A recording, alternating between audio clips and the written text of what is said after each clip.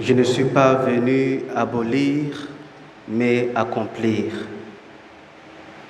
Chers frères et sœurs, la page de l'Évangile soumise à notre méditation aborde la question essentielle de la place de la loi juive, autrement dit, la loi, les écrits prophétiques et les autres écrits, ou tout court, l'Ancien Testament, dans la nouvelle alliance inaugurée par Jésus.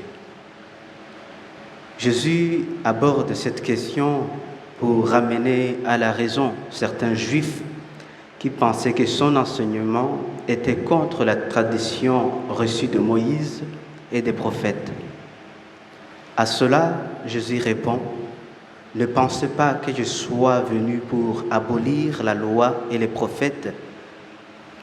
Je ne suis pas venu abolir, mais accomplir. » Cela veut dire qu'en réalité, la préoccupation de Jésus n'est pas de changer le contenu de la loi, l'Ancien Testament, mais le paradigme, le principe ou l'esprit de cette loi. Pour Jésus, la loi juive demeure la parole de Dieu, mais elle doit être éclairée par l'esprit d'amour, la loi de l'amour.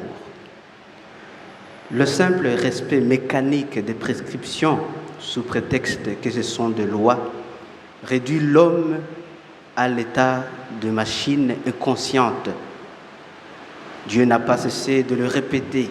« Ce peuple m'honore des lèvres, mais son cœur est loin de moi. » Matthieu chapitre 15, verset 8. La véritable manière d'observer la loi est d'aimer Dieu et son prochain.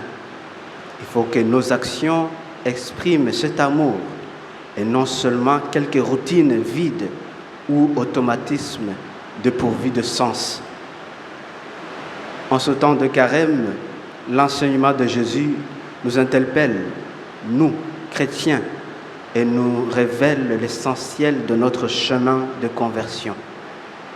Les prescriptions et les exercices spirituels que nous multiplions durant cette période n'auront de véritable sens que si nous les vivons dans l'amour, avec le désir de nous unir à Dieu à travers nos frères.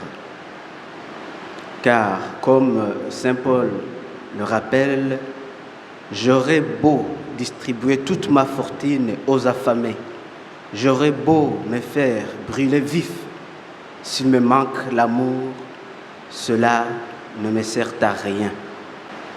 Première lettre aux Corinthiens, chapitre 13, verset 3.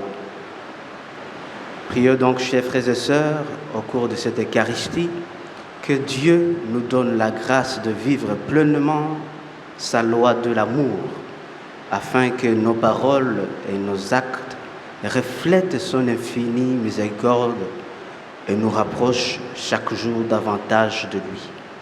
Amen.